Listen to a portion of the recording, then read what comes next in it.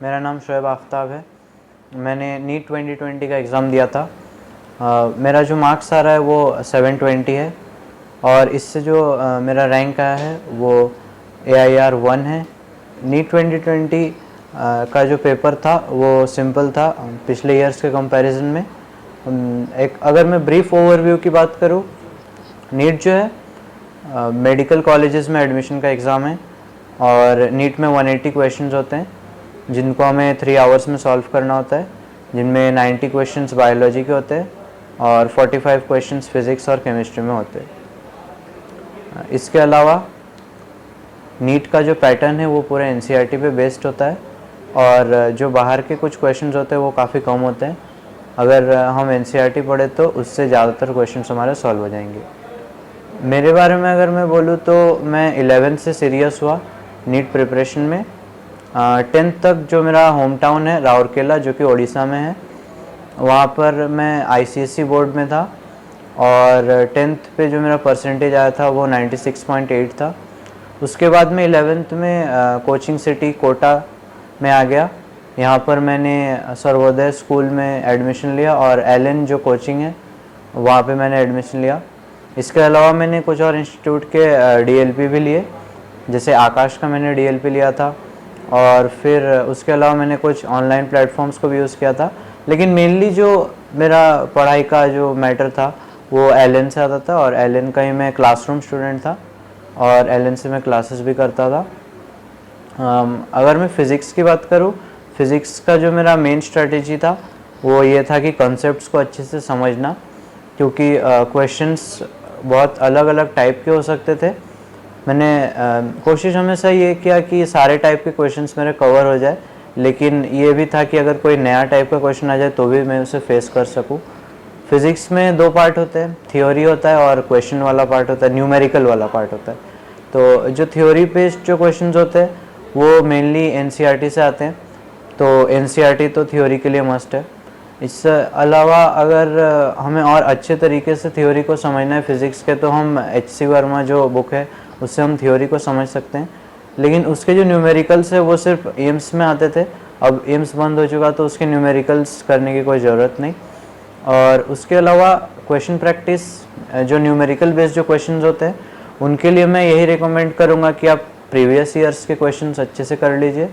और उसके अलावा जो भी आपका कोचिंग है, चाहे वो LN हो, चाहे आकाश हो या कोई और हो, अब उनके कोचिंग के अच्छे से जो क्वेश्चंस दिए हुए हैं वो सब अच्छे से कर लीजिए।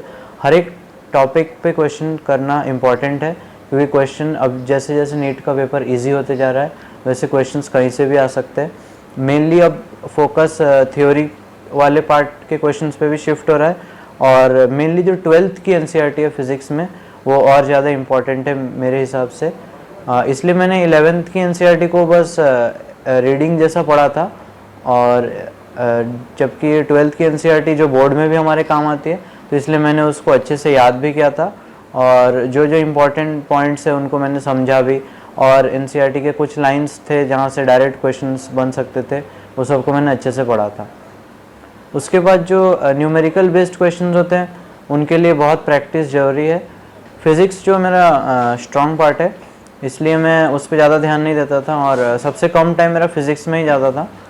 और इसके अलावा LN में SRG जो ग्रुप है वहाँ पे एक्स्ट्रा फिज़िक्स के मटेरियल्स मिलते थे जो कि बहुत हाई लेवल के थे, जिससे हम JEE मेंस या JEE एडवांस के क्वेश्चंस भी सॉल्व कर सके, उनको भी मैं कर लेता था।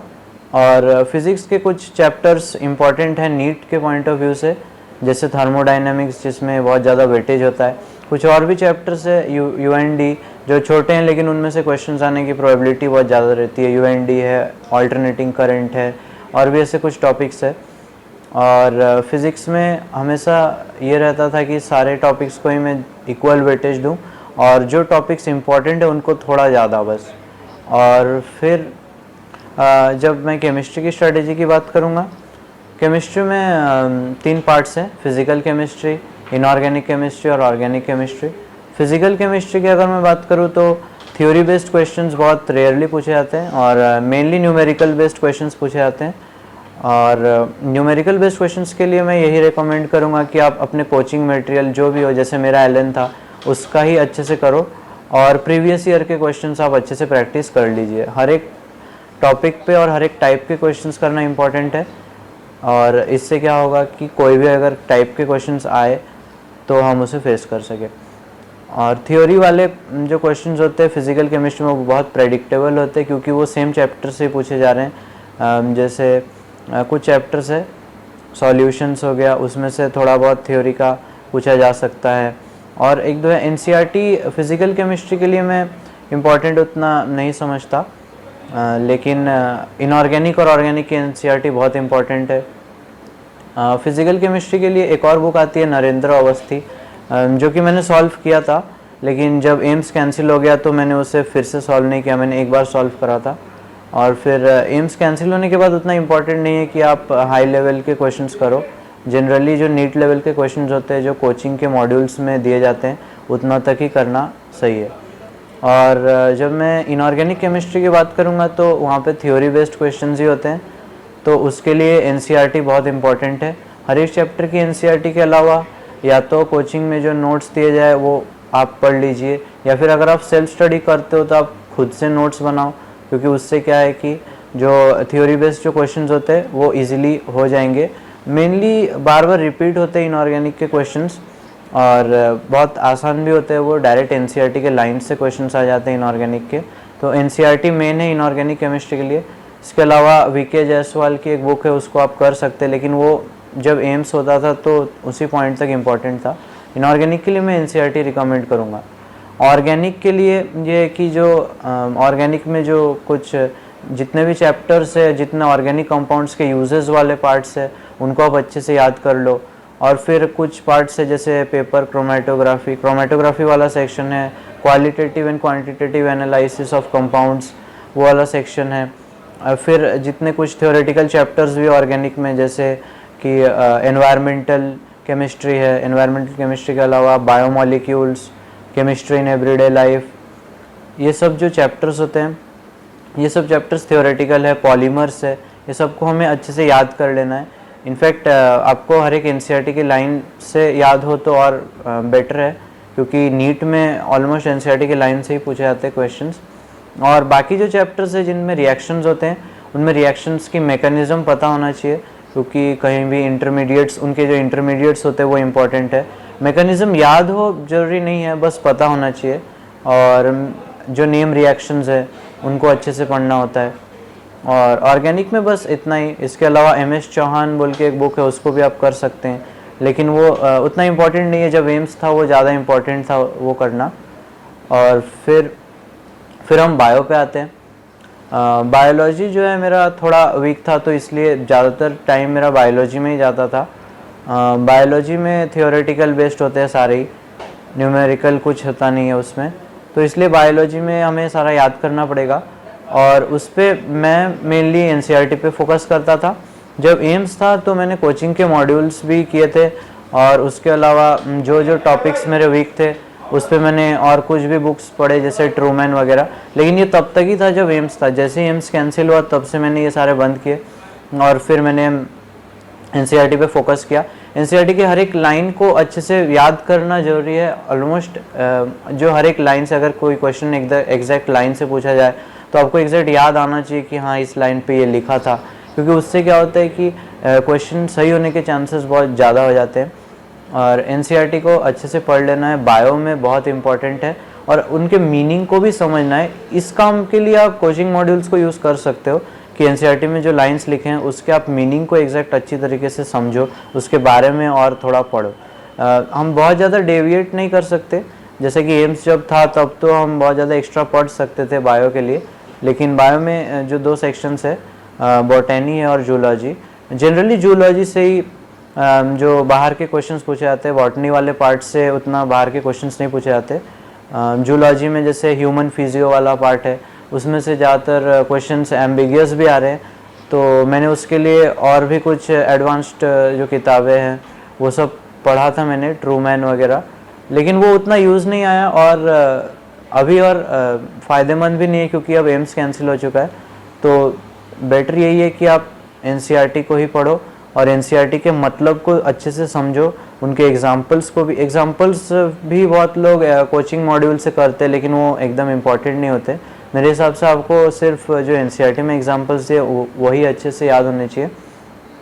कुछ टॉपिक्स है जैसे मॉर्फोलॉजी, एनाटॉमी है, उनके लिए चार्ट्स बनाना बेटर है, जैसे एनिमल डाइवर्सिटी है, प्लांट डाइवर्सिटी है, ये सब एग्जैक्ट याद करना थोड़ा मुश्किल हो सकता है, थ्योरी वाले पार्ट से याद करने से कन्फ्यूजन हो सकती है।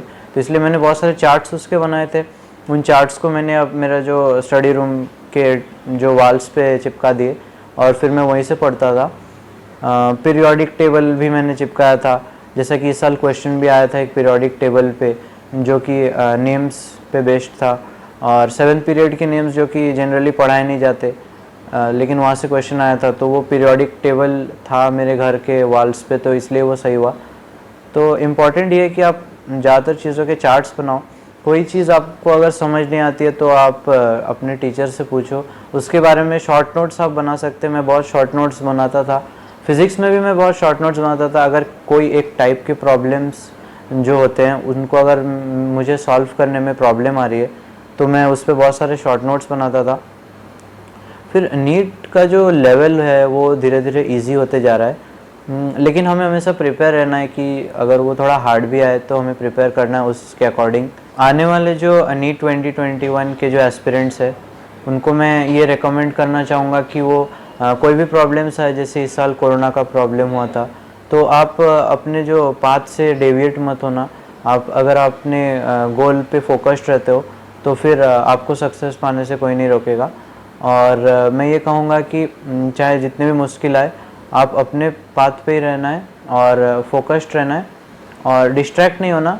जैसे और अगर मैं स्मार्टफोन्स के लिए यही कहना चाहता हूँ कि अगर आप स्मार्टफोन्स को अच्छे से यूज़ करते हैं तो आपको फ़ायदा होगा। और सोशल मीडिया से मैं अगर खुद की बात कहूँ तो मैं व्हाट्सएप पे एक्टिव था, लेकिन एफबी पे नहीं था, इंस्टा पे नहीं था। व्हाट्सएप को आप यूज़ कर सकते, जैसे मुझे जो भी डाउट्स होते थे मैं सारे जो हमारे टीचर्स को मैं व्हाट्सएप पे भेजता था और सर भी हमारे बताते थे। तो अगर आप स्मार्टफोन का अच्छे से यूज़ करोगे तो उस पर कोई बुराई नहीं है, आप स्मार्टफोन रख सकते हो मेरे हिसाब से। और आने वाले एस्पिरेंट्स को मैं रिकमेंड करूँगा कि आप थोड़ा टाइम मैनेजमेंट पे भी ध्यान दो। स्टार्टिंग में मुझे भी दिक्कत होती थी टाइम मैनेजमेंट में, फिर धीरे धीरे मैंने मेरे लिए जो सीक्वेंस रहता था, मैं पहले हमेशा फिज़िक्स करता था, फिर बायो और फिर केमिस्ट्री। ज़रूरी नहीं ज़्यादातर बच्चे बायो पहले करते हैं, ऐसा कुछ ज़रूरत नहीं है।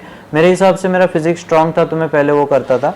आपका जो भी स्ट्रॉन्ग हो या आपको जो भी अच्छा लगे आप वैसे करो, लेकिन आपका टाइम जो 3 आवर्स का टाइम है उसको माइंड पे रखना है, क्योंकि 180 क्वेश्चंस आपको 180 मिनट्स में करने हैं, यानी एक क्वेश्चन को आपको 1 मिनट में। अगर किसी क्वेश्चन में टाइम ज़्यादा लगता है तो आपको दूसरे क्वेश्चन में टाइम कम लगा के उसको मैनेज करना ही है।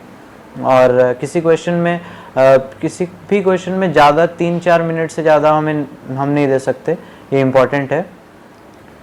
और जो अगर आपको मेरा स्ट्रैटेजी और मेरी प्लानिंग अच्छी लगी तो आप प्लीज़ लाइक कर दीजिए इस वीडियो को, शेयर कर दीजिए, सब्सक्राइब कर दीजिए।